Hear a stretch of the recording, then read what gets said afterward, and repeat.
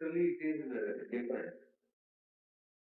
When Guru, that kind of a Guru comes in our life, when we are so fortunate to meet, we should not, take him as an entertainment value. So, in our own inadvertence, even such a great souls are with us when they take human form. You know how simple, people like me are approachable to him. I am nothing, I am telling you. I can easily, if he is in original stature as a Shiva, is it possible for any even Mahayogis has to do years of tapas to have such a mighty Shiva when he takes a small form, even an insignificant man like me was easily able to approach him. Because in his stature as Shivananda Murti is also, he is not different from Shiva only. But his original stature, in his real Swabhava, unless you do years of tapas, you cannot have the vision. But then, out of compassion, there. But then, most of us, again, due to our own ignorance, our own inadvertence, we take that Guru only as an entertainment value. We don't take him as an enlightenment value. We should literally, that is what more than, his other external aspects and all. What is the purpose of his coming down? See, there are two purposes. This we should be very clear. When Rama comes down, when Krishna comes down, Guruji is not different from Rama or Krishna. He is also the avatar. But then, God coming as an incarnation, God coming down as the Guru. You got it? Ishvara coming down as an incarnation. Ishvara coming down as a Guru has a distinct roles.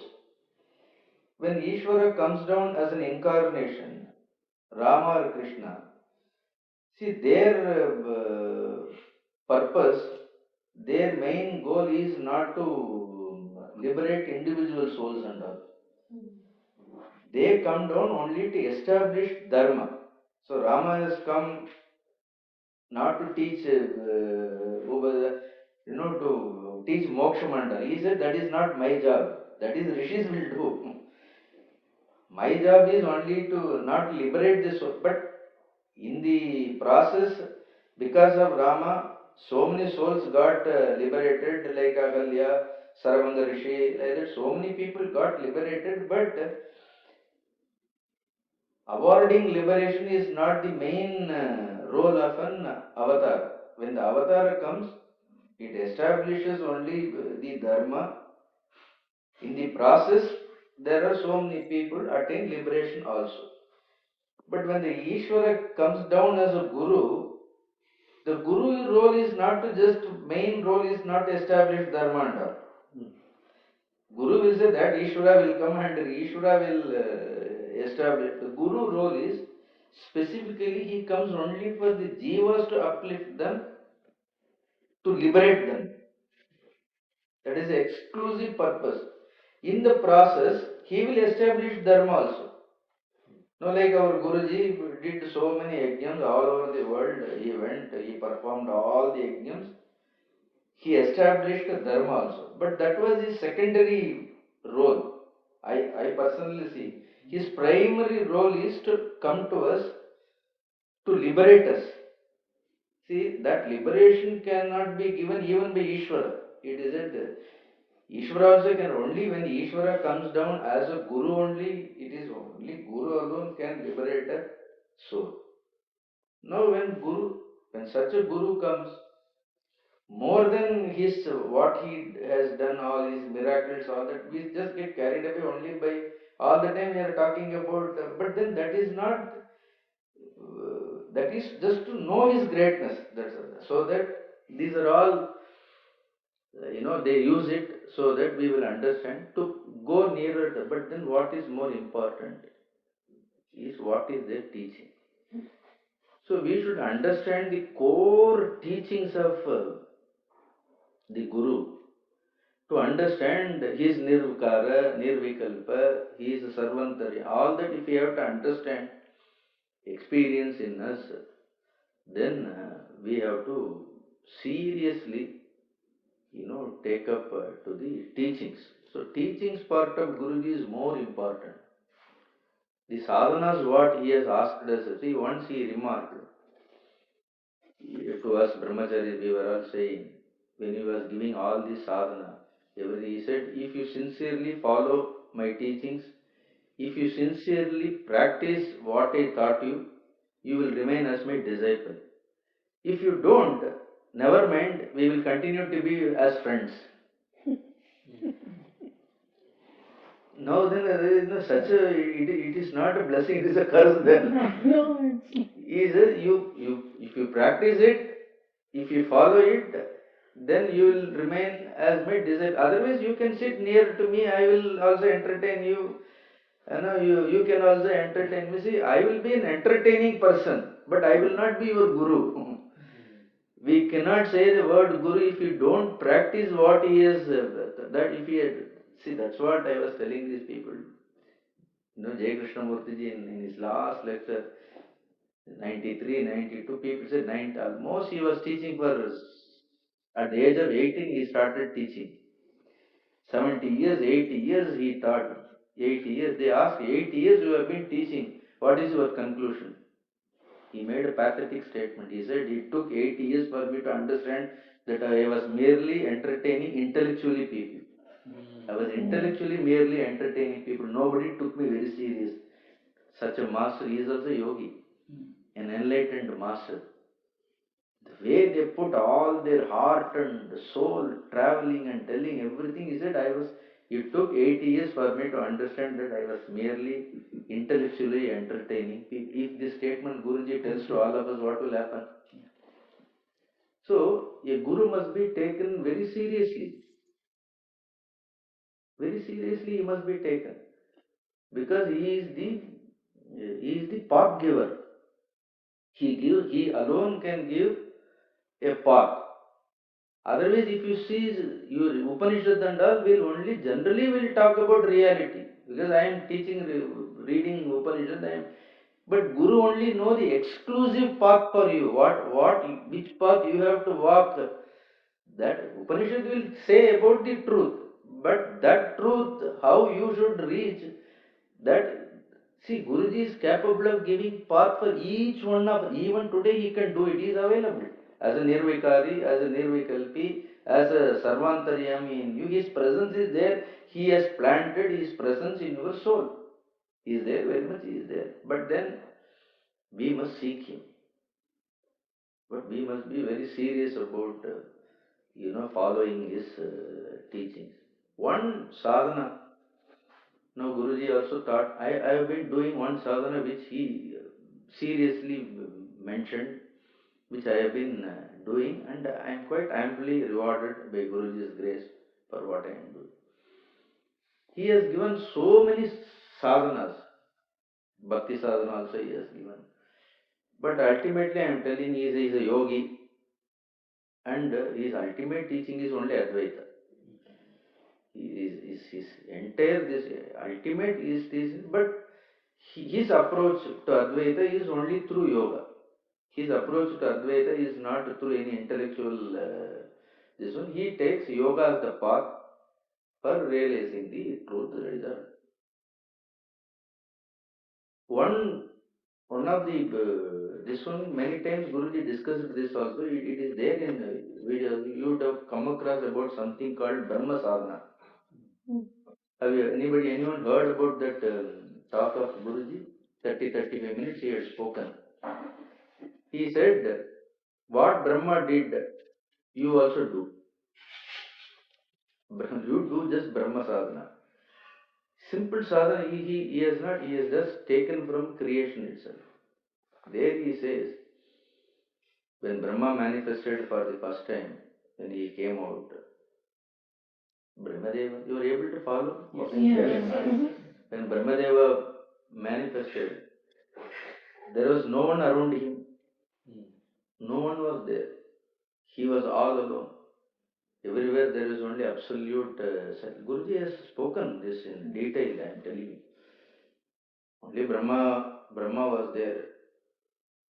He was there. Then, First question, these are all three questions Guruji is asking. What Brahma asked, you also ask.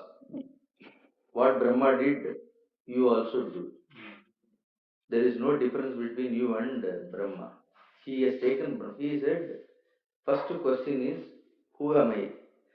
The first question, who am I, first time he is asked not by Ramana Maharishi. That is the first creator, the very creator who has created all the beings asked this question when he came down. He saw there was nobody was there. See, at least if you ask me who am I can throw some light on who am I from Ramana Maharishi. But then Brahma asked, there is no one to reply. I am telling you, Guruji beautifully says, there is no Shabda also. When Brahma was born, there is no Akshara.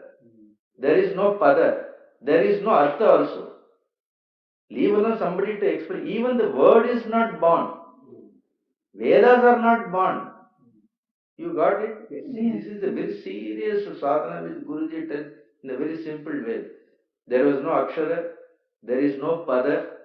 There is no even Artha. Nothing is there. He can't ask anybody. Nobody is there to give lecture or anything. But first one is, who am I? He was there. Second question is, why I was born? The second question is, why I was born?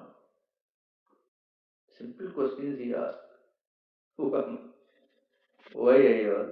Now, what is my role?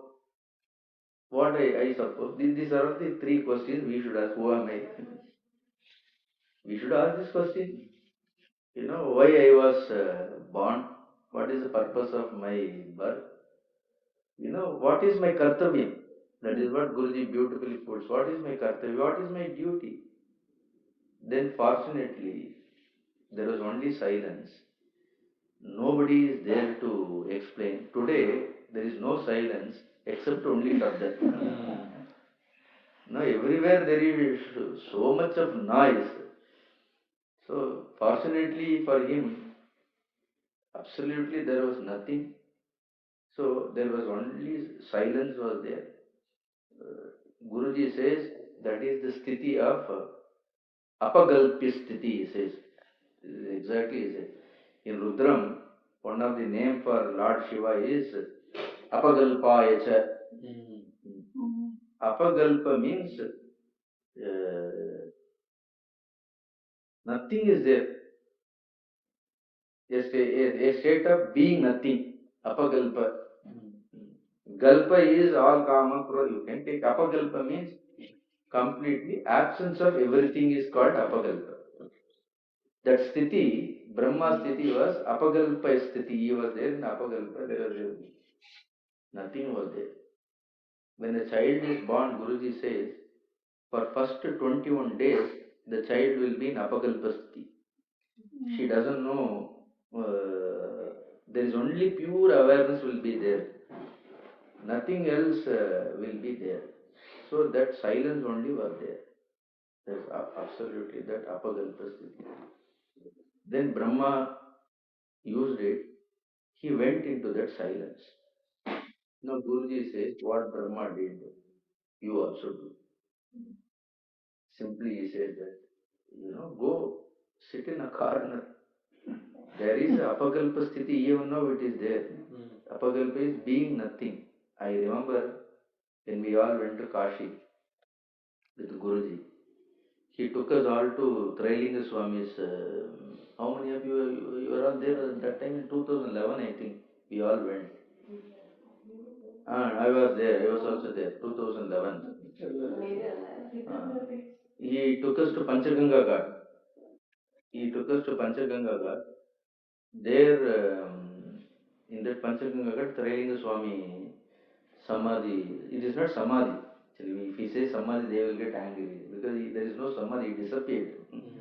He never even left a body. He was only just a dematerialized. He lived for 280 years, not 1 or 2 years. And he was in Vruddha Jageshwar for 60 years. When I went with Guruji to Vruddha Jageshwar, Guruji put that stone there. where Trailinga Swami sat, 60 years he was continuously, he was without blinking, without even blinking his eyelid.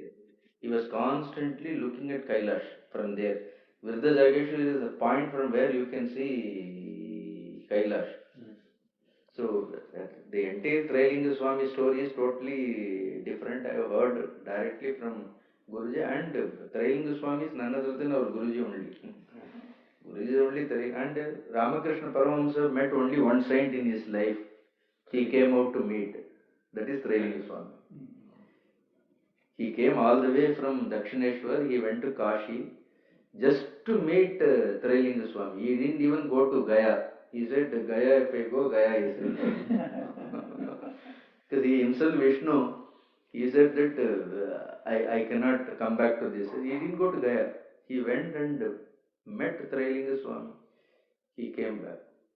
Then in that, this one, Guruji took few of us, we went, there is a down in Trailinga Swami's place, there is small room below. We went. We were there. We didn't. No. Anish, I didn't go with you to Kashi. No. Bhavna and I were there. Then when I went, he called me in my ears thrice. He said, Nahamasmi, Nahamasmi, Nahamasmi. He asked me to repeat. Then he put my head on that. There is the Trailinga Swami. He said, this is the mantra for you. This is the ultimate mantra. This is a moksha mantra for you, he said. Nagamasmi means I don't exist. You are asking about Nirguna, Nirvana. He said, of all the sadhanas, the highest sadhana is that I don't exist. I don't exist means what? This existence of this body, all that, it is not real. Apagalpya 21 days, even the child, for first 21 days, she stays without any identity. Without any identity. Now Guruji says, what Brahma did, then Brahma went into that silence. There was no sense of awareness also, he is a Brahma also, it was not there. He never knew himself also. That's, Guruji says that silence is, even now it is there in everybody's heart. Fall back into that silence. When Brahma went into that silence, in that silence he saw the whole creation. Then all the Purva Smriti, everything came out. Whatever he saw in the mind, then it became it became a physical manifestation. It became a physical manifestation. Now Guruji tells us to do this. Go back. Then if you said all Purva Smriti also it will come, he says. He says if you fall that in that silence, that is a Brahma sadhana. He says Brahma did in that absolute reality, nirvikara reality only he went. From that, out of that awareness, then came Smriti. Then how to create all that Smriti came out of that. From the Smriti came the Jagat. From the Jagat, all Asmita, Ahankara. Then I am Brahma. Even the consciousness, I am Brahma. Then the word, Shabda, Artha, everything. So before this sense of Asmita, Ahankara, or there is a state where there is a pure awareness. There is only one Nirguna Vastu, Nirvikara Vastu, which is absolutely no word at all. When all the Maharishis came out of the Brahma,